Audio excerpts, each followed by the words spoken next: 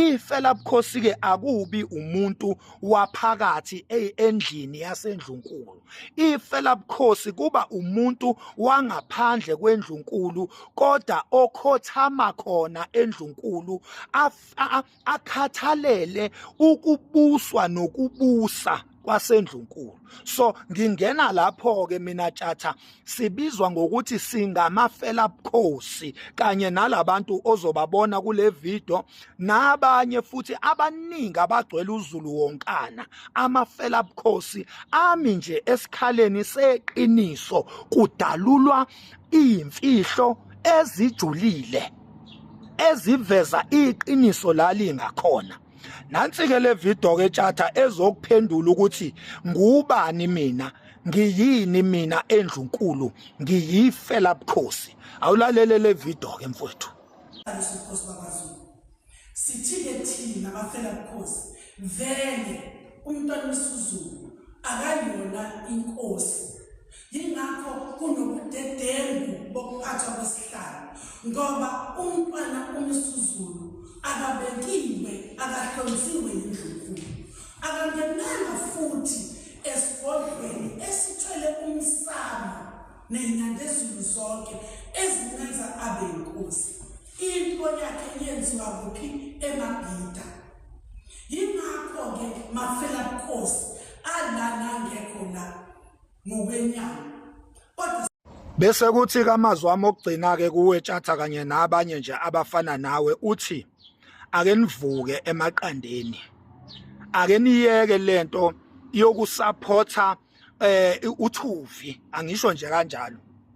Ake niyeke ukusupporta uThuvi tjatha ugodo. Ake nivuke, ake niphakame, ake niba amaqhawe. Ake niyeke lento yenu yokuthi nina nje nikezwe amahewa. Kuthiwa kholelwani la, kuthiwa supportani lokhu, kuthiwa naku ninikwa amahewa. Ake nijule manje, ake nikhule ngokomqondo, ake nime esikhaleni seqiniso manje. Abantu abafana nani tjatha, abantu abasibulalela uZulu, abantu abafana nani abasilimazela isithunzi sethu njengoZulu. Ngoba njengamanje kudaluleka amaqiniso. Uzwakele umntwana uMisizulu laphana ekhipha inhlambe ezisabekayo ezibhekise kusisi wakhe alala naye esiswini esodwa sika Mntana enkosi. Uzwakele laphana emthuka ngaye uMntana enkosi. Uyizwile lo video ethi msunu kaMntana enkosi. Utheni tjatha ngaleyo video? Utheni ngevideo la khona lo ombiza ngesilo ehlambalaza umuntu abantu besifazane? Utheni ngalezo gameko ehlambalaza abantu besifazane ebiza usisi wakhe ngesifebe, ebiza usisi wakhe ngazo zonke inhlamba ezemthuka ngayo uMntana enkosi? Utheni wena tjatha?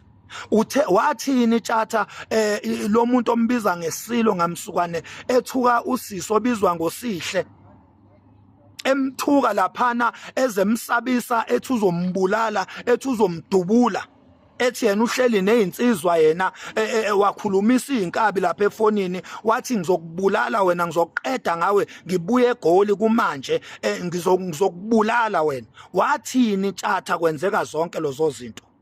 Inina tjatha abantu abathenjiwe enisibulalela isizwe. Sila sikhona nje kuze kuvumbuka thina omfoka amakhanya sizokhuluma lezi zinto kuthiwa zisifanele. Ingoba nina abantu ebekufanele ngabe nisebenzisa ama-brand enu, nisebenzisa ukuthi nine-weight kwi-society, ukuthi nikhulume nimele amaqiniso. Anikwenzanga lokho futhi anikwenzi. Njengamanje nilwa against amaqiniso noma against abantu abadalula amaqiniso. Yini eyenza ukuthi kuze kuvuke thina sikude kangaka? Nikhona nina eniseduze, niqhamuka khona ehlala Nkosi, kodwa niyahluleka ukulandelela niphinde nimele amaqiniso. Niyawambambatha amaqiniso nina, nifuna silandele into engekho, nifuna silandele amanga, nifuna sidukise umlando, nifuna sihluphekise izizukulwane zethu. Mina ngisalweli, mina sengilwela izingane zami ukuthi izingane zami azithi mayikhula ngiyifundisa ngomlando, ngiyifundise ngento engazi kahle ukuthi ngayilwela. Angibonge Tjathu uGodo. Zamangwane